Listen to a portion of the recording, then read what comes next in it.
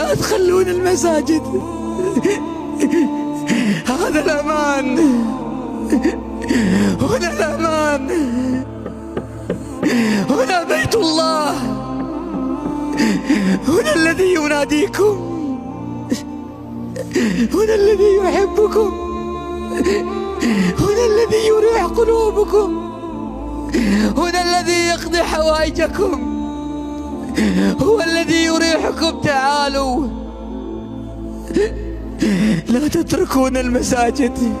اللهم إنا نسألك باسمك الأعظم الأجل الأكرم أن تتوب علينا يا رحمن. اللهم تب علينا، اللهم تب علينا وعلى أولادنا وبناتنا وزوجاتنا وآبائنا وأمهاتنا يا رحمن.